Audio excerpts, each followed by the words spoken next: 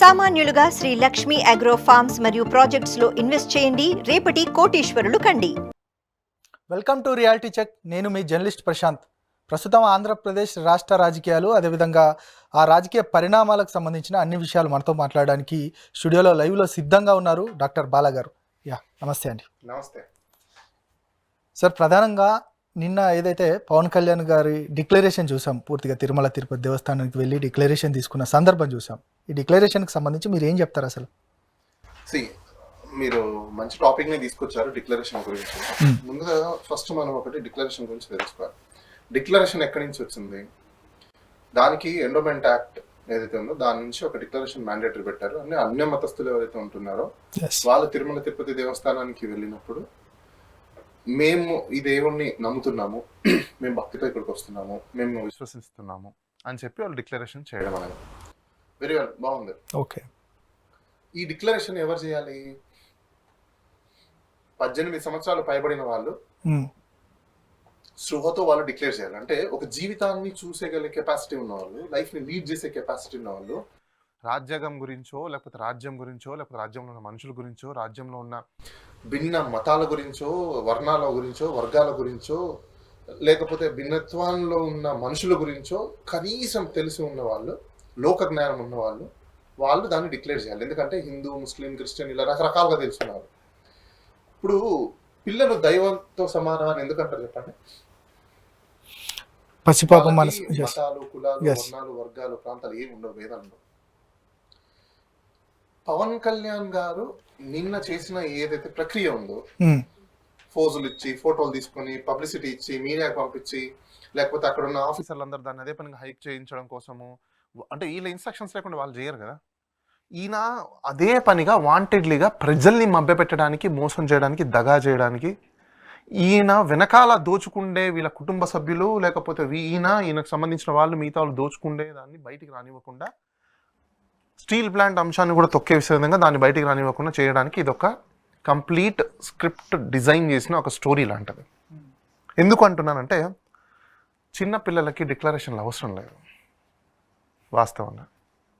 ఇప్పుడు ఆయన గార్డియన్గానో లేకపోతే ఆయన ఆ మైనర్ కాబట్టి నేను సైన్ చేశాను అంటాడు. What for? మీరు ఎందుకు సైన్ చేశారు? దేనికోసం సైన్ చేశారు?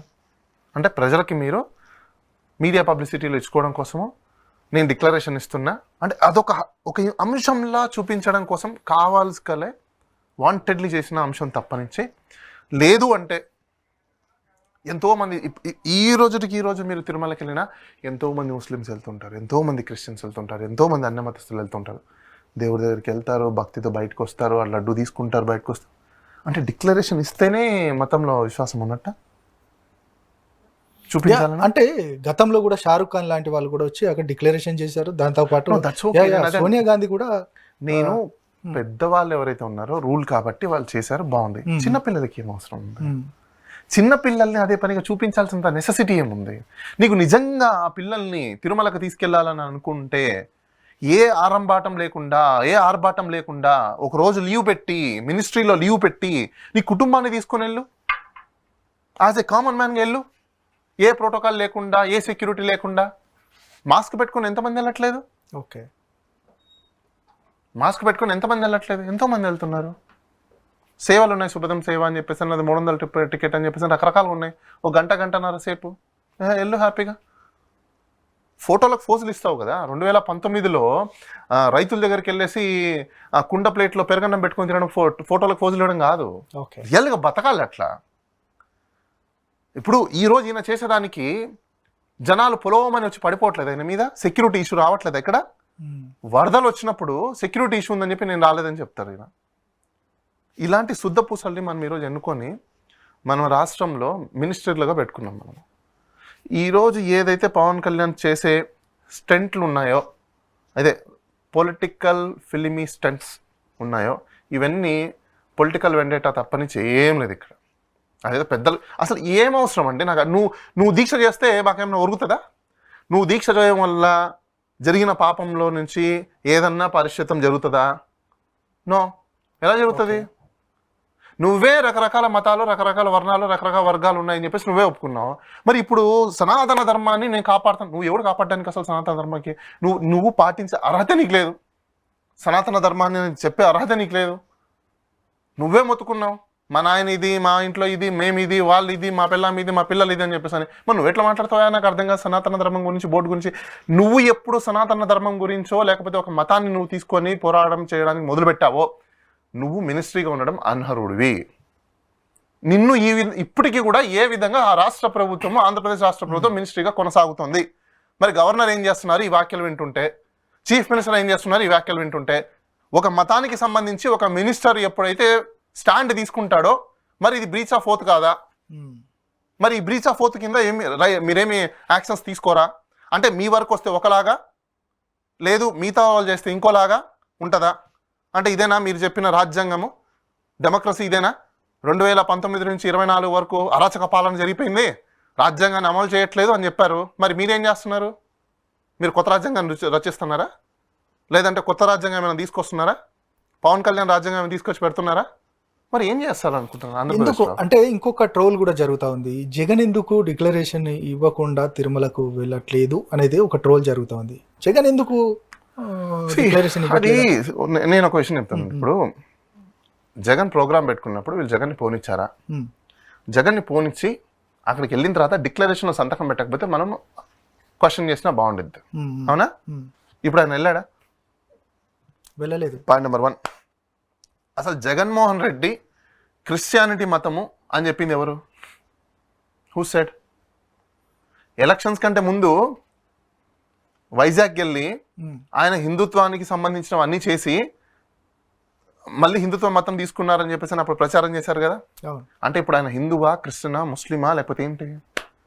రాజకీయాల్లో మతాలని పూల్చకూడదు. రాజకీయం వేరు, పర్సనల్ లైఫ్ వేరు. ఎవరి రిలీజియస్ వాళ్ళకు ఉంటుంది. నేను ఒక ఛాలెంజ్ చేస్తాను ఆంధ్రప్రదేశ్ ప్రజలందరికీ కూడా. ఎంతమంది ఫార్వర్డ్ క్యాస్ట్లో ఉన్న వాళ్ళు, రెడ్లు, కమ్మలు, కాపులు, బ్రాహ్మణులు, తర్వాత వైశ్యులు, రకరకాల కులస్తులు అందరూ చర్చిలకు వెళ్ళేవారు. మతం తీసుకున్నారని చెప్పట్లేదు నేను. చర్చిలకు వెళ్ళే వాళ్ళు ఎంతమంది లేరు? ప్రేయర్ చేసే వాళ్ళు ఎంతమంది లేరు? నేను ఎందుకంటున్నానంటే బ్రదర్ అనిల్ ఎవరు? ఏ మతానికి సంబంధించిన అతను? ఏ కులానికి సంబంధించిన అతను? మరి ఆయన ఏ విధంగా బైబిల్ చెప్తున్నాడు? కే పాల్ ఎవరు? కాపు కులానికి సంబంధించిన అతను. మరి ఆయన ఎట్లా చెప్తున్నాడు? రెడ్లకు సంబంధించిన వాళ్ళు ఎంతమంది ఉన్నారు? కమ్మలకు సంబంధించిన వాళ్ళు ఎంతమంది ఉన్నారు? రకరకాల కులాలకు సంబంధించిన వాళ్ళు వాళ్ళకి నచ్చిన రిలీజియస్ని ప్రీచ్ చేసుకోవడంలో తప్పే లేదు. ఓకే, ఎవాంజలిస్ట్గా మారడంలో తప్పే లేదు. అది వాళ్ళ ఇష్టం. మీరెవరు అసలు క్వశ్చన్ చేయడానికి? పాలిటిక్స్ మీకేం అర్హత ఉందని చెప్పేసి అని మీరు పాలిటిక్స్లో తీసుకురావడానికి? సో ఇదంతా బేస్లెస్. పవన్ కళ్యాణ్కి పాలిటిక్స్ చేయడం చేత కాదు. ఫస్ట్ గవర్నమెంట్ రన్ చేయడం చేత కాదు. ఆయన రన్ చేయలేదు. గవర్నమెంట్ రన్ చేస్తే ఖచ్చితంగా ఆయన మీద కేసులు పడతాయని ఆయనకు అర్థమైపోయే ఇప్పుడు ఆయన ఏం చేస్తున్నాడు అంటే ఈ రిలీజియస్ పాలిటిక్స్ని తీసుకొచ్చేసి పబ్బం గడిపేయడానికి మొదలుపెట్టాడు. ఎందుకంటే పంచాయతీ శాఖ తీసుకున్నాడు, అది పెద్దది. ఓకే, దాన్ని ఎవరు తట్టుకోలేరు. పంచాయతీ శాఖకు సంబంధించింది ఇంతవరకు కూడా ఎవరు తట్టుకోలేరు. సో అలాంటి శాఖ తీసుకున్నారు. ఇప్పుడు ప్రతి చోట ఇష్యూస్ వస్తున్నాయి. ప్రజలు రేపు 4 ఏళ్ళు 3 ఏళ్ళు అయిపోయిన తర్వాత నీ పంచాయతీలో నువ్వేం డెవలప్ చేసాయా చూపించు అని చెప్తే ఏం ఆన్సర్ చెప్తాడు? ఏం చెప్పలేడు. నువ్వు ఏమేమి సమీకరణాలు చేసావు, ఏమేమి సంస్కరణలు చేసావు చెప్పు అంటే ఏముండదు అక్కడ. ఎందుకంటే తెలియదు కాబట్టి. నువ్వు ఇప్పుడు నీకు బేసిక్ లైఫ్ స్టైల్ తెలిసి ఉంటే, రాష్ట్ర ప్రజలందరూ మీకు బుద్ధి బుర్ర ఉంటే కాస్తేనా నెక్స్ట్ నుంచి అనేది పాటించండి. ఫిలిం స్టార్లను తీసుకొస్తే వాళ్ళు ఎక్కడ మీ లైఫ్ని మీట్ అవుతారా? ఏ రోజున మార్కెట్కి వెళ్ళాడా? ఏ రాజకీయ నాయకుడు నేను అడుగుతున్నా. ఏ రోజున మార్కెట్కి వెళ్ళి కూరగాయలు కొన్నారా? ఏ రోజున షాప్కి వెళ్ళి ఆయిల్ ప్యాకెట్ కొన్నారా? ఏ రోజున పెట్టి షాప్కి వెళ్ళేసి పేస్ట్ బ్రష్ తీసుకున్న దాఖలాలు ఉన్నాయా? అంటే మీరు అట్లా అంటే ఎన్టీ రామారావు లాంటి మహోన్నత నేతలు కూడా ఉన్నారు కదా. వాళ్ళు వేరండి. గతంలో ఉన్న వాళ్ళకి బేసిక్ లైఫ్ తెలుసు వాళ్ళకి. ఇప్పుడు ఎన్టీ రామారావు గారు, నాగేశ్వరరావు గారు వాళ్ళు కింద నుంచి చిన్న లైఫ్ నుంచి చూసుకుంటూ వచ్చిన వాళ్ళు. వీళ్ళ పిల్లలకి ఏమైంది? వాళ్ళు అప్పుడు బాయిలోకి వెళ్ళి నీళ్ళు తోడుకొచ్చారండి. వీళ్ళ పిల్లలకి బాయిలో నీళ్ళు తోడించారా? లేదు కదా. ఓన్లీ నల్ల తిప్పితే నీళ్ళు వచ్చాయి. మళ్ళీ వీళ్ళకేం తెలుసు? ఈయన కూడా ఒక చిన్న సామాన్య కానిస్టేబుల్ కుటుంబం నుంచి వచ్చారు కదా. ఎవరు? పవన్ కళ్యాణ్ గారు సామాన్య కానిస్టేబుల్ కుటుంబం నుండి వచ్చారు కదా. ఈయనకి పట్టుమని 18 ఏళ్ళు రాకముందే వాళ్ళన్న ఆల్మోస్ట్ హీరో. బాగా డబ్బులు వచ్చాయి. ఇంట్లో మస్తు లగ్జరీగానే పెరుగుతున్నాడు. నిజంగా నీకు అంత చిత్తశుద్ధి ఉంటే కష్టపడి చదువుకోండేవాడు. నువ్వు అన్న పేరు చెప్పుకొని సినిమా హీరో అయ్యి ఫేక్ పబ్లిసిటీ మొత్తం తెచ్చుకునేసి దానికి ఆర్గనైజ్డ్ ఫ్యాన్స్ ఫాలోయింగ్ని మీరు మెయింటైన్ చేస్తూ దానికి సొసైటీలో ఒక సర్వీస్ అనే మోటివ్ అనే పేరు పెట్టి మీడియా వాళ్ళని పట్టుకొని మీకు ఫేక్ పబ్లిసిటీలు చేసుకొని మీరు బతుకుతున్నారు, పబ్బం గడుపుకుంటున్నారు. ఒక కమ్యూనిటీని చేతిలో పెట్టుకొని వాళ్ళని సైకలాజికల్ డిజార్డర్లా తయారు చేశారు. అలా మీరు బతుకుతున్నారు. అంతేగాని మీరేం పెద్ద కష్టపడి చెమటోడ్చి సంపాదించిన డబ్బులు కాదు కదా. ఇప్పుడు మీరు ఎవరిని రానివ్వకుండా ఉదయ్ కిరణ్ ఎలా చనిపోయాడు? ఎవరి తెలియదు ఉదయ్ కిరణ్ ఎలా చనిపోయాడు అని చెప్పేసి. ఒత్తిళ్ళకి తట్టుకోలేక దెన్ ఒత్తిళ్ళు ఎందుకు వచ్చాయి? సినిమాలు ఇవ్వక. సినిమాలు ఎందుకు ఇవ్వరు? ఒక ప్రొడ్యూసర్ ముందుకు వచ్చినా ఫోన్ చేసి వీళ్ళు భయం, ఇది కామన్. లేదు అలా జరగలేదు, నా దగ్గర రమ్మని చెప్పండి, మొహం పాల్గొడతా అట్లా ఒక్కొక్కడిని. ఇది సినిమా ఇండస్ట్రీలో జరుగుతుంది. అది ఈ రోజు వరకు జరుగుతుంది. ఇంకెవరు లేరా టాలెంటర్స్? మీరేనా మీ మొహాలు చూస్తూ కూర్చోవాలా? ముసలిలో అయిపోయినా కూడా మీ మొహాలు చూస్తూ కూర్చోవాలా? మేము మాకేం పని లేదా? పొద్దున్నే లేస్తున్నా మీ మొహాలు చూసుకుంటూ కూర్చోవడానికి? 60-70 ఏళ్ళు వచ్చినా మీరేనా? వేరే వాడికి ఆపర్చునిటీ ఇవ్వరా? సో ఇవన్నీ ఏంటంటే అంటే టాలెంట్ ఉంటే అవకాశాలు అవే వస్తాయి కదా ఆటోమేటిక్గా. ప్రశాంత్ గారు, నేను ఒకటి అడుగుతాను, మీకు మస్తు టాలెంట్ ఉంది, యాంకరింగ్లో మీరు దిట్ట. కెమెరా పెట్టకపోతే మీరు ఏం చేస్తారు? కెమెరా పెట్టకపోతే మీరు ఏం చేస్తారు? End of the day camera పెడితేనే మీ టాలెంట్ బయటకు వస్తుంది. అంటే దాని అర్థం ఏంటి?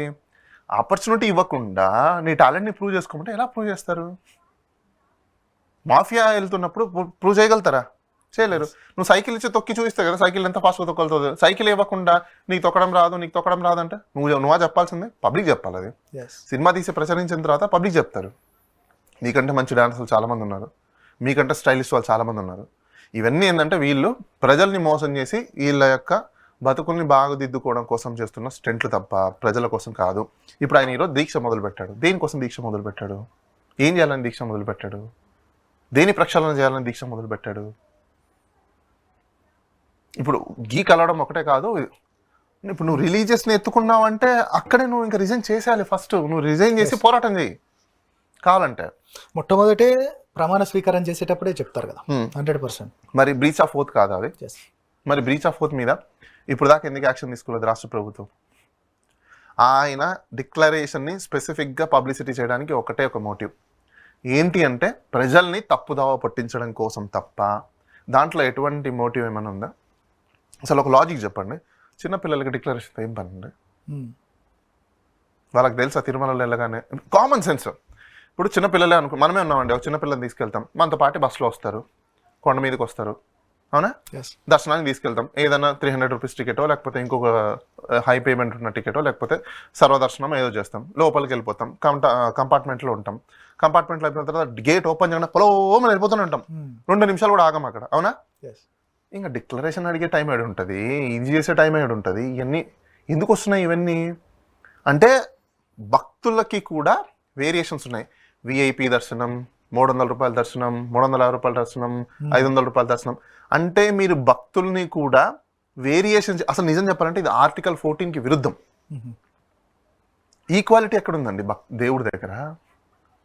ఇది నిజమే సార్. అంటే ఈక్వాలిటీ ఎక్కడుంది? ఎంత డబ్బులు పెడితే అంత భక్తి అన్నట్టు తయారైపోయింది కదా. మరి దాని మీద మాట్లాడండి పవన్ కళ్యాణ్. ఎందుకు డబ్బులు ఎందుకు? అందరికీ సర్వదర్శనమే ఉండాలి, కంపల్సరీ క్యూలో రావాలి, నో ప్రోటోకాల్ నథింగ్ అని చెప్పి ఇది మాట్లాడండి. I'm challenging. నేను మీ ఈహా టీవీ నుంచి పవన్ కళ్యాణ్ నేను సవాల్ విసురుతున్నా.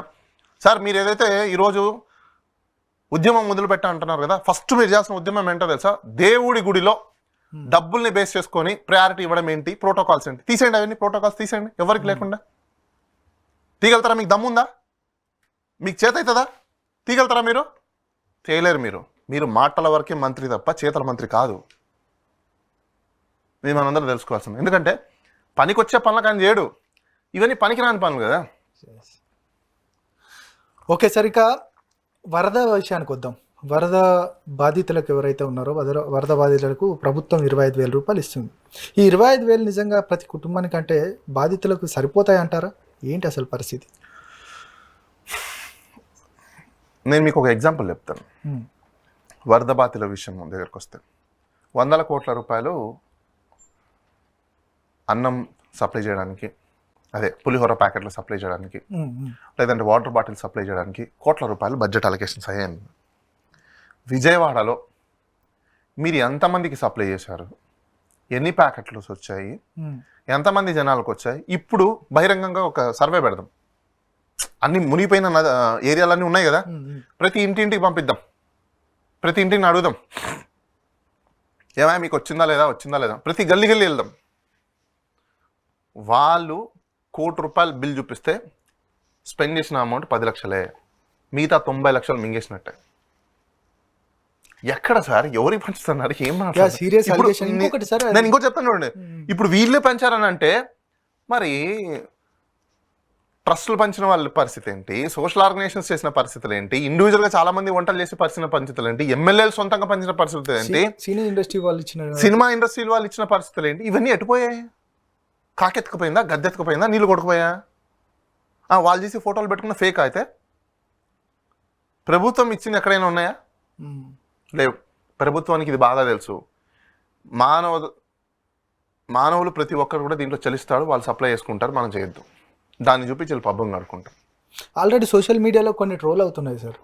ఇది పూర్తిగా పులిహోర ప్యాకెట్లకు 280 కోట్ల రూపాయలు, అవును, అగ్గిపెట్టెలకు 21 కోట్ల రూపాయలు, కొవ్వొత్తులకు 21 కోట్ల రూపాయలు అనేది సోషల్ మీడియాలో చక్కర్లు కొడతా ఉంది. అది ఎంతవరకు వాస్తవమో కానీ అది నిజమే అండి. వాస్తవం కాకపోవడం ఏముంది అక్కడ. ప్రాక్టికల్ గా తీసుకుందాం. విజయవాడలో ఎఫెక్ట్ అయిన వాళ్ళు ఎంతమంది? 2 లక్షల కుటుంబాలు తీసుకుందామా? 2 lakhs ఇళ్ళు క్యాలిక్యులేట్ చేయండి. ఇలా పులిహోర ప్యాకెట్లో 2 లక్షల ఇంట్లో నలుగురిని వేసుకుందాం. ఇంట్లో నలుగురు ఇంటూ 2 లక్షలు ఎంత అయింది? 8 లక్షలు. 10 లక్షలు వేసుకోండి. 10 లక్షల మందికి పులిహోర ప్యాకెట్లు, వాటర్ బాటిల్ క్యాలిక్యులేట్ చేసుకుని లెక్క ఎంత చెప్పండి. ఓకే, ఒక పులిహోర ప్యాకెట్ 20 రూపాయలు వేసుకుందామా? వాటర్ బాటిల్ 10 రూపాయలు వేసుకుందామా? ఓకే, ఎంత అయింది చూడండి. 35 రూపాయలు వేసుకోండి. 40 రూపీస్ వేసుకున్నా. ఓకే, 40 రూపీస్ వేసుకోండి. Into 10 lakhs వేసుకుందామా? 4 కోట్లు. అంటే ఒకే రోజు పంచలేదు కదండి, 3-4 days అనుకోండి సార్, మొత్తం అంటున్నాను నేను. అదే అంతమందికి మీరు దఫాలు 2 రోజులు 3 రోజులు వేసుకున్నా కూడా 4 కోట్లు 5 కోట్లు మాక్సిమం. లేదంటే 10 కోట్లు వేసుకుందాం సార్. ఓకే, మీద డబ్బులు ఏమైపోయినాయి సార్? అది ఆ ట్రోల్ అవుతున్న దాంట్లో అగ్గిపేటలకు సంబంధించి ట్రోల్ కాదు, యాక్చువల్గా మనం ఆర్టీఏ పెట్టి ప్రభుత్వం దగ్గర నుంచి ఇన్ఫర్మేషన్ తీసుకోవాలి. మీరు ఎంతమందికి సప్లై చేశారు, ఎవరెవరి దగ్గర నుంచి ప్రొక్యూర్ చేశారు, వాళ్ళ దగ్గర అంత ఎర్లీగా స్టాక్ ఎక్కడి నుంచి వచ్చింది, అంత ప్రిపరెంట్ స్టాక్ ఎలా వచ్చింది, ఇవన్నీ మ్యాటర్స్ సార్. ఇవన్నీ ఏమో చాలా టెక్నికాలిటీస్ తీసుకోవాలి. ఈ ప్రభుత్వాలు ఇలాంటి డిజాస్టర్స్ వచ్చిన ప్రతిసారి, ఉపద్రవాలు వచ్చిన ప్రతిసారి 1000 కోట్ల రూపాయలు ఆడిట్లు చేయాల్సిన అవసరం ఉండదని చెప్పేసి అని 100,000 కోట్ల రూపాయలు బయటికి తీసేసి వీళ్ళు డబ్బులు తోచేసుకుంటున్నారు. ఆఫీసర్లకి కమిషన్, పార్టీలో నాయకులకి కమిషన్, హైకమాండ్లో ఉన్న మినిస్టర్లకి కమిషన్, అందరికీ కమిషన్లే. అంటే పారదర్శకంగా ఉండాలంటే, ప్రజలకు తెలియజెప్పాలని అంటే వాళ్ళ దగ్గర నుంచి అంటే పూర్తి డీటెయిల్స్ ఎట్లా తెలుసుకోవాలి సార్? ఫస్ట్ ప్రజలు గొర్రెలు అవ్వకుండా ఉంటే, ఎందుకు నేను ఏపీ ప్రజలు గొర్రెలు అని ఎందుకు అంటున్నానంటే రీజన్ చెప్తా. ఇప్పుడు మనమే ఏపీ ప్రజలు మీరే కోరుకున్నారు, మాకు చదువు కావాలి, వైద్యం కావాలి అన్నారు. ఏమైనా చదువు వైద్యం ఇస్తాను వాడు మీరు ఏం చేశారు? క్వాలిటీ మంది ఇస్తానని గెలిపించారు. ఇంకా మిమ్మల్ని ఏమంటారు? ఇక్కడ చదువు గెలిచిందా, వైద్యం గెలిచిందా, మందు గెలిచిందా? ఏం ప్రశాంత్ గారు, ఏది గెలిచిందా? అంటే ఏది గెలిచిందని అంటే ప్రజల తీర్పు. ఆ తీర్పుకు సంబంధించి అంటే ఒకటే మందు విషయం అనేది కాదు, మిగతా పాలసీలలో లోపాలు ఉండొచ్చు కదా. ఎన్నైనా లోపాలు ఉండదు. నాకు ఏ మనిషికైనా, ఏ లైఫ్కైనా, ఎవరి కుటుంబానికైనా ప్రయారిటీ ఏంటి? విద్యా వైద్యం. మీకు ఆ విద్యా వైద్యము ఇన్ని సంవత్సరాల నుంచి మీరు కొట్టుకొని చచ్చిపోతున్నారు కదా, మాకు విద్యా వైద్యం దొరకట్లేదు, అయ్యో మాకు దొరకట్లేదు, అయ్యో మాకు లేదు, మమ్మల్ని ఎవరు మార్చట్లేదు అని చెప్పి మీ అడిపోయింది మీ బుద్ధులు, మీ సిగ్గులన్నీ, మీ ఏడుపులన్నీ ఎక్కడ పోయాయి? గవర్నమెంట్ స్కూళ్ళల్లో మంచి మంచి కరికులమ్స్ తయారు చేసి, మంచి మంచి ఇంగ్లీష్ మీడియంలో ఇచ్చి, మంచి టీచింగ్ ఇచ్చి, మంచి ఎడ్యుకేషన్ ఇస్తుంటే వద్దని చెప్పేసి మీరు మందు బాబులం అని చెప్పి మందుల కోట్లు వేసుకుంటూ కూర్చున్నారు. ఇంకా అలాంటప్పుడు మీరు అన్నట్టు ప్రజలకి తెలుసుకోవాలంత నీడ్ ఏం లేదు సార్. ఆంధ్రప్రదేశ్ ప్రజలకు చూడాల్సినంత నెసెసిటీ వాళ్ళకి లేదు. ఆంధ్రప్రదేశ్లో ఎవరు పేదలు లేరు, ఆంధ్రప్రదేశ్లో ఎవరు దారిద్ర రేఖకు లేరు. ఇది మీరు గుర్తుపెట్టుకోండి. ఆంధ్రప్రదేశ్లో ప్రతి ఒక్కరు ఫుల్లీ ఫండెడ్. ఓకే, కాబట్టే వాళ్ళు ఏం చెప్తున్నారు, బాబు మాకు సబ్సిడీలు వద్దు, మేము రాజ్యం తీసుకొని దోచుకుంటాం, మాకు ఇంతే చాలు, సబ్సిడీలు వద్దు మాకు, మేము దొరికినట్టు దోచుకుంటాం, మాకు దానికి పర్మిషన్ ఇవ్వండి. సో అందుకోసమే పర్మిషన్ ఇచ్చింది గవర్నమెంట్, పర్మిషన్ ఇచ్చింది ప్రజలు పర్మిషన్ దేనికి ఇచ్చారు, దోచుకునేవాడికి దాచుకునేవాడికి దోపిడీదారులకు దగాకోర్లకి పర్మిషన్ ఇచ్చింది, గెలిచారు. సార్ ఇంకొకటి మనకి ఇప్పుడు పురంధేశ్వరి గారు, బీజేపీ నాయకురాలు పురంధేశ్వరి గారు లడ్డు వ్యవహారంలో సుప్రీంకోర్టు వ్యాఖ్యలనే పూర్తిగా తప్పుపట్టే విధంగా మాట్లాడిన వ్యాఖ్యలు మనం చూసాం. అసలు ఎందుకు ఈ వ్యాఖ్యలు చేయాల్సి వచ్చిన పరిస్థితి ఎందుకు వచ్చింది, ఆ వ్యాఖ్యలకు సంబంధించి మీరు ఏం చెప్తారు అసలు? ఒకటి, ముందు సుప్రీంకోర్టులో ఇమీడియట్గా ఒక అప్లికేషన్ ఫైల్ చేసి ఈమె మీద సుమోటో కేసు రిజిస్టర్ చేయమని చెప్పాలి. ఎందుకు సుమోటో కేసు రిజిస్టర్ చేయమని చెప్పాలంటే, సుప్రీంకోర్టు చెప్పే వ్యాఖ్యలు ఏవి కూడా సమంజసం కాదు, ఒక కాన్స్టిట్యూషన్ పోస్ట్లో ఉన్న చీఫ్ మినిస్టర్ని అలా అడగడం కరెక్ట్ కాదండి. అసలు మీరెవరు ఫస్ట్ క్వశ్చన్ చేయడానికి? సుప్రీంకోర్టు ముందున్న అప్లికేషన్ చూసుకొని దాంట్లో అడగాల్సిన క్వశ్చన్స్ని కౌన్సిల్ని అడిగింది. అది రైట్ ఆర్ రాంగ్ అని చెప్పి సుప్రీంకోర్టు డిసైడ్ చేస్తారు. మీరెవరు డిసైడ్ చేయడానికి? అసలు మీకేం అర్హత ఉంది? అసలు మీరు పాలిటిక్స్లో ఉండే అర్హత మీకు లేదు. మేడం పురంధేశ్వర్ గారు, మీరే, మీ హస్బెండ్ ఏమో ఒక పార్టీ, మీరేమో ఒక పార్టీ, మీ బావగారేమో ఒక పార్టీ, మీ తమ్ముళ్ళేమో ఇంకో పార్టీ, భారతదేశంలో ఉన్న పార్టీలు మొత్తం మీరే దోచేసుకుంటే మీరే మాట్లాడతారు ప్రజలకు మేము బాగు చేస్తున్నామని చెప్పేసి. ఎక్కడండి మీరు బాగు చేసింది? మీ కుటుంబాలు బాగుపడ్డాయి, మీ పిల్లలు బాగుపడ్డారు, మీకు డబ్బులు వచ్చాయి తప్ప ప్రజలు ఎక్కడ బాగుపడ్డారు? అసలు నన్ను అడిగితే ఇలా కుటుంబాలని ముందు బహిష్కరించాలి పాలిటిక్స్ నుంచి. ఎందుకంటే ప్రజల్ని ఎంత మోసం చీటింగ్ చేస్తున్నారో తెలుసా వీళ్ళు. ఒక కుటుంబంలో సంబంధించిన ఇద్దరు ఆపోజిట్ పొలిటికల్ పార్టీలు ఉంటారు, బయటికి స్టేజ్ మీదకి వచ్చి తిట్టేసుకుంటారు. కానీ ఇళ్ళలో పోయి చేసేది ఏంటా మీరు? అంటే మేమందరం ఎరిపప్పలం అవ్వాలన్నా, మేమందరం పిక్కేయాల వలన, అంటే మీకోసం మేము గొడవ పడుకొని మేము కొట్టుకొని మా కుటుంబాలని ఇది చేసుకుంటూ కూర్చోాలన్నా? ప్రజలందరూ గుర్తుపెట్టుకోండి, కార్యకర్తలు గుర్తుపెట్టుకోండి, మీకు ఏ మాత్రం సిగ్గుసరం ఉంటే ఇలాంటి నాయకులు ఎవరైతే మిమ్మల్ని రెచ్చగొడతారో ముందు వాళ్ళని వాయగొట్టండి, గుండు పాలు కొట్టండి, ముందు వాళ్ళని కొట్టుకోమని చెప్పండి. వాళ్ళు నిజంగా స్టేజ్ మీదకి వచ్చేసి తిట్టుకుంటారు కదా, వాళ్ళిద్దరు గొడవపడి వాళ్ళని ఎవరు గెలిస్తే వాళ్ళకి సపోర్ట్ చేయండి మీరు. అంతేగాని మనం ఎందుకు కొట్టుకోవడం నాకు అర్థం కాదా? ఫ్యాన్స్ మనం ఏంటి నాకు అర్థం కాదు. మనం ఎందుకు వాళ్ళ గురించి గొడవపడాలి? పోనీ వాళ్ళ కుటుంబంలో ఎవరైనా గొడవపడుతున్నారా? వాళ్ళ కుటుంబాలు ఏమైనా విడిపోయి ఉన్నారా? లేదే. వాళ్ళ కుటుంబాలు ఎవరైనా నష్టపోయినారా? లేదే. కానీ మీరెందుకు గొడవపడుతున్నారు? మీరెందుకు నష్టపోతున్నారు? ప్రజలు ఎందుకు మభ్యపోతున్నారు? వాళ్ళు మోసం చేస్తున్నారు, అర్థం చేసుకోండి. నన్ను అడిగితే పురంధేశ్వరి గారు ఒక్క నిమిషం కూడా రాజకీయాలలో ఉండడానికి అర్హురాలు కాదు. వీళ్ళు ప్రజల్ని దగా మోసం చేయడం తప్ప ఇంకోటి లేదు. సుప్రీంకోర్టు ఇమీడియట్ గా ఈమె మీద సుమోటో కింద యాక్షన్ తీసుకొని ముందు ఈమెని లోపలేయాలి. ఎందుకంటే డైరెక్ట్లీ తప్పులు చేసే ఒక వ్యక్తిని సపోర్ట్ చేస్తున్నారు. చంద్రబాబు నాయుడు గారు వ్యాఖ్యలు చేశారు, అవునా కాదని ఆయన ప్రూవ్ చేసుకుంటాడు. సుప్రీంకోర్టు ఆయన ప్రశ్నిస్తుంది. సుప్రీంకోర్టు ప్రశ్న వేసిందని చెప్పేసి దాన్ని క్రిటిసైజ్ చేసే పవర్ నీకు ఎక్కడుంది? రైట్ నీకు ఎక్కడుంది? అసలు జడ్జిమెంట్ వచ్చిందా? లేదు. ఈ రోజు ఓన్లీ హీరింగ్ జరిగేటప్పుడు కొన్ని క్వశ్చన్స్ వేసింది. ఆ క్వశ్చన్స్ వేయకూడదని చెప్పి నువ్వెలా చెప్తావు? అసలు నువ్వెవరు చెప్పడానికి? నీకేం అధికారం ఉంది? నీకేం తెలుసు అని చెప్పేసి నీకు ఎంతసేపు ఉన్నా మీ ఇంట్లో మీ హస్బెండ్ ఏ పార్టీలో ఉన్నారు, ఎంత డబ్బులు సంపాదించుకున్నారు, నువ్వు ఏ పార్టీలో ఉన్నావు, ఎంత డబ్బులు సంపాదించుకున్నావు, మీ బావగారు ఏ పార్టీలో ఉన్నారు, ఎంత డబ్బులు సంపాదించుకున్నారు, మీ తమ్ముళ్ళు ఏ పార్టీలో ఉన్నారు, ఎంత డబ్బులు సంపాదించుకున్నారు, ఇది కదా మీకు కావాలి. మీకు నిజంగా చిత్తశుద్ధి ఉంటే మీకున్న ఆస్తులను అఫిడవిట్లో సబ్మిట్ చేసినవి ప్రజలకు రాయండి. ఒక 5 కోట్లు పెట్టుకోండి, మీకు ఒక 5 కోట్లు, మీ కుటుంబం వాళ్ళకు ఒక 5 కోట్లు చాలా కదా, ఎక్కువ ఎందుకంటే నాకు అర్థం కాదు. ఒక కారు పెట్టుకోండి, ఒక 5 కోట్లు డబ్బులు పెట్టుకోండి, మిగతా డబ్బులన్నీ ఇచ్చేసండి. ఏమయ్యా ప్రజలందరూ అడగండి, అయ్యా మీరు మీ రాజకీయ నాయకులను అడగండి, ఎందుకయ్యా మీకు అన్ని కోట్లు? సార్ మీరు 5 కోట్లు 10 కోట్లు పెట్టుకోండి, మిగతా డబ్బులని మాకు పంచేయండి. ప్రభుత్వం మీద లక్షల కోట్ల రూపాయల అప్పులు ఉన్నాయి కదా, అవన్నీ తీర్చేయండి మీరు. మాకు ఈ బర్డన్స్ లేకుండా ఉంటాయి, ట్యాక్స్ తగ్గుతుంది, మేము కూడా బతుకుతాము, మా జీతాలు ఇంకా 18,000 కంటే దాటలేదు, మినిమం శాలరీస్ దాటలేదు, ఏం చేస్తాము? మీలాంటి మంచి ఉన్నతమైన చదువుకున్న వాళ్ళని నాయకులుగా చేసుకున్నాం కదా, కనీసం కామన్ సెన్స్ కూడా లేదు మీకు, మేమేం చేయాలి? ఇది అడగండి. సో ఆమె చేసిన వ్యాఖ్యలు ఏవైతే ఉన్నాయో ఈరోజు నన్ను అడిగితే ఇమీడియట్గా సుప్రీంకోర్టులో ఎవరో ఒకరు అప్లికేషన్ వేసి ఆమె సుమోటోగా ఆమె మీద యాక్షన్ తీసుకోమని చెప్పాలి.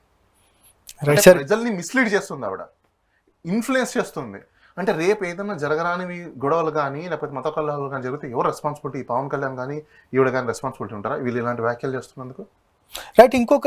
మనం ఇంకో వ్యాఖ్యలు చూసాం సార్, ఒక కొలికపూడి శ్రీనివాస్కి సంబంధించి రైతులను ఉద్దేశించి అనుచిత వ్యాఖ్యలు చేశారు. ఈ వ్యాఖ్యలకు సంబంధించి మీ ఇంటెన్షన్లో మీరేం చెప్తారు అసలు? అబ్బో ఈయన గురించి మాట్లాడుకుంటే పుంకాలు వస్తాయి. ఈయన ఎమ్మెల్యే కాకముందు ఈయన మహానుభావుడు. మన ఆంధ్రప్రదేశ్ రాష్ట్ర ప్రజలు ఎలాంటి మహానుభావులు అంటే, చెప్పులు తీసుకుని కొడితే మేము ఎమ్మెల్యేలు చేస్తాం అని నిదర్శనంగా ఈయన చూపించారు. ఈయన ఒక పెద్ద గొప్ప సుద్దపూస ఒక టీవీ ఛానల్లో కూర్చొని ఇప్పుడు కూటమిలో ఉన్న ఒక లీడర్ని చెప్పు తీసుకుని కొట్టాడు.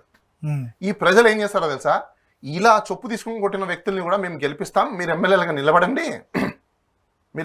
నిలబడండి, క్రిమినల్స్ని కూడా మేము ఎమ్మెల్యేని చేస్తామని చెప్పి ఈయన చూపించారు. లైవ్లో చెప్పు తీసుకుని కొట్టాడు ఈయన. ఇలా కాంటాక్ట్ లేని వ్యక్తిని ఈరోజు ఎమ్మెల్యేని తయారు చేశారు అంటే ఆంధ్రప్రదేశ్ ప్రజలు వీళ్ళెంత మూర్ఖులు ఆలోచించండి, ఎంత అసలు నాలెడ్జ్ లేని వాళ్ళు ఆలోచించండి. అంటే భవిష్యత్తు గురించి బతుకుల గురించి ఏమాత్రం అవగాహన లేకుండా ఈరోజు అలాంటి ఎమ్మెల్యేని ఎన్నుకున్నారంటే మీరు ఆయన గురించి మనం మాట్లాడుకోవడం వేస్ట్. అవును, ఆయన వ్యాఖ్యలు కొన్ని చేశాడు. దీనికంటే మీకు ఇంకో స్టోరీ చెప్తాను. ఈ మహానుభావుడు సుద్దపూస షర్మిల ఇక్కడ పార్టీ పెట్టాము.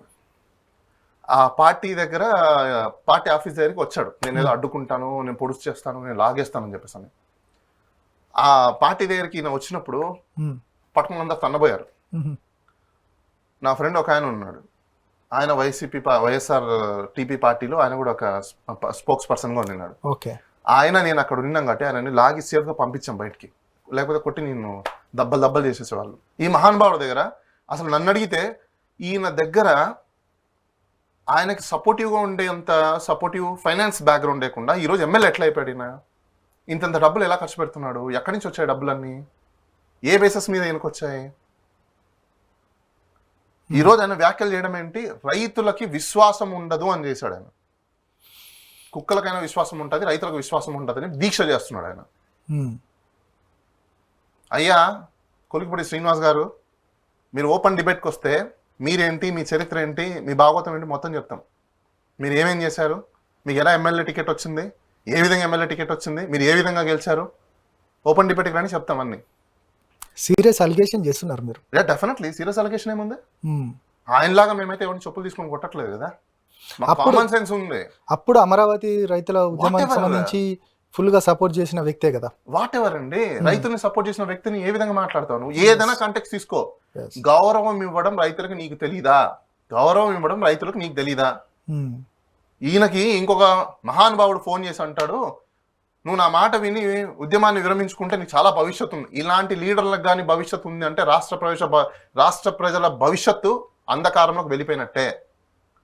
ఈయన ఇంకో టర్మ్ కానీ గెలిస్తే మాత్రం రాష్ట్రంలో రౌడీ రాజకీయాలు తప్ప ఏముండవు, బూతుల రాజకీయాలు తప్ప ఏముండవు. అందరు నేర్చుకోవాల్సింది ఏంటంటే, అంటే ఎందుకు కాండక్ట్ ఇంపార్టెంట్ అంటారంటే, ఇప్పుడు వీళ్ళే కదా పబ్లిసిటీ చేశారు. ఈరోజు వైఎస్ వివేకానందరెడ్డి హత్య కేసు ఎక్కడికి వెళ్ళిపోయిందా? వైఎస్ వివేకానందరెడ్డి హత్యకి సంబంధించిన ఇన్ఫర్మేషన్ మీడియాలో ఎందుకు రావట్లేదు? ఆ రోజు ఎవ్రీడే మీరు డే టు డే పంపించారు కదా మీడియాలో, ప్రెస్కి ఇచ్చారు కదా, ఈరోజు ఎందుకు రావట్లేదు? ఆ అంశం అయిపోయింది, ఆ పొలిటికల్ అంశము. ఈరోజు మీకు అది అక్కర్లేదా? ఇలాంటి వాటిలన్నిటి మీద కూడా కోడ్ ఆఫ్ కండక్ట్ కింద మొత్తం వీడియోస్ అన్ని తీసి కోడ్ ఆఫ్ కండక్ట్ కింద కంప్లైంట్ చేయాలి, లైసెన్స్లు రద్దు చేయించాలి. ఎందుకంటే this is nothing but an political vendetta, misuse of media power. Journalist ముసుగులో, మీడియా ముసుగులో వీళ్ళు చేస్తున్నది ఏంటి? ఒక పార్టీకి కొమ్ము గాయడం, ఒక పార్టీకి వెన్నుండి నడిపించడం. అఫ్కోర్స్ ఎవరైనా ఒకవేళ వచ్చే అలిగేషన్స్ వేసినా రైట్, నేను డెఫినెట్గా రెడీ. మీరేమేం చేస్తారో మీ అందరికీ తెలుసు, ఎందుకంటే మీతో సన్నిహితంగా ఉన్న నాకు తెలుసు. రండి ఓపెన్ డిబేట్ మాట్లాడదాం కూర్చొని, ఎవరెవరు ఏమేం చేస్తారు నేను చెప్తా, ఏ పార్టీలకు ఎవరో సపోర్ట్ చేస్తారు నేను చెప్తా. నాకు తెలీదా? ప్రజలకు తెలియకపోవచ్చు, నాకైతే తెలుసు కదా. సో ఈ కొలికిపూడి శ్రీనివాస్ గారు ఏదైతే ఉన్నారో, నేను ఆయన గౌరవం ఇచ్చి మాట్లాడతాను, ఎందుకంటే ఇప్పుడు మెంబర్ ఆఫ్ లెజిస్లేటివ్ అసెంబ్లీ కాబట్టి కనీసం రెస్పెక్ట్. అది ప్రజలు తీర్పిచ్చారు ఓకే, కానీ ప్రజలు తీర్పిచ్చిన దాంట్లో ఎంతవరకు రైట్ ఉంది, ఎంతవరకు రాంగ్ ఉంది. ప్రజలు తీర్పిచ్చారని చెప్పేసి గుడ్డిగా ఒబే చేసుకుంటూ పోవడం కూడా కరెక్ట్ కాదు. సమ్ టైమ్స్ ప్రజలు తీర్పిచ్చారో తెలియదు, ఈవీఎంలు తీర్పిచ్చారో తెలియదు కదా. కాదు సార్, ఇంకా ఎమ్మెల్యే అంటే కాకముందు, ప్రజాప్రతినిధులుగా ఎన్నుకోకముందు అద్భుతంగా ప్రేమలు ఒలకబోసే రాజకీయ నాయకులు వచ్చిన తర్వాత ఇట్లాంటి వ్యాఖ్యలు, అంటే రైతులు, దేశానికి అన్నం పెట్టే రైతులకు సంబంధించిన ఇట్లాంటి వ్యాఖ్యలు దౌర్భాగ్యం కదా. మరి అదే రైతులు జనాలు ఎవరు చెప్పులు తీసుకొని కొట్టట్లేదు. ఉమ్, ఇలా రాజకీయ నాయకులు పవర్లోకి వచ్చిన తర్వాత వాళ్ళు విచ్చలవిడిగా మాట్లాడము, విచ్చలవిడిగా విలువ లేకుండా చేయడము, ప్రజల మీద ఎట్లా పడితే అలా చేయడము చేసినప్పుడు ప్రజలందరూ గ్రూప్గా మొత్తం అందరూ ఏకమయ్యి చెప్పులు తీసుకొని దండలేసి కొట్టి తరిమితే అప్పుడే బుద్ధి వస్తుంది. ఇంకొక రాజకీయ నాయకు చేయడు. వాళ్ళకి చిత్తశుద్ధి చేస్తే తప్ప మాటతో వినంది ఏదైనా బర్రతో వింటదంట. బర్రె హై హై అంటే వెళ్ళదు. అదే బర్రని బర్ర తీసుకొని బ్యాడ్ అని బాస్తే దెబ్బకి దారికి వస్తుందంట. ప్రజలందరూ గుర్తుపెట్టుకోండి, రాజకీయ నాయకులు ఏ మాత్రం నోటితో దూలినా, మిమ్మల్ని అవమానించినా వాళ్ళని దేహశుద్ధి చేయండి, అప్పుడే వీళ్ళు మారుతారు. లేదు అంటే మీరు ఎంతసేపు వాళ్ళని బతిమినాడినా వాళ్ళు మారరు. వాళ్ళు వినే వ్యక్తులు కాదు. పవర్ వచ్చిన తర్వాత వాళ్ళకి పొగరు నెత్తి మీద ఉంటుంది తప్ప కాళ్ళల్లో ఉండదు. ఆంధ్రప్రదేశ్లో రాబోయే రోజుల్లో మరొక ఉద్యమం స్టార్ట్ అయిపోతుంది. ఎందుకంటే స్వేచ్ఛ అనేది కోల్పోయే పరిస్థితులు వస్తున్నాయి. డెమోక్రసీ సిస్టమ్ని మొత్తం కిల్ చేస్తున్నారు. రాజ్యాంగ పాలన అసలు చేయట్లేదు. వాళ్ళకి నచ్చిన రాజ్యం అయిపోయింది, వాళ్ళు రాజులు అయిపోయారు. ట్రాన్స్పరెన్సీ అనేది లేకుండా వెళ్ళిపోయింది. Okay, right sir. అనేక అంశాలపైన సుదీర్ఘంగా విశ్లేషించారు. Thank you very much. ఇది ఈరోజు రియాలిటీ చెక్. చూస్తూనే ఉండండి ఈహా టీవీ. నేను మీ జర్నలిస్ట్ ప్రశాంత్.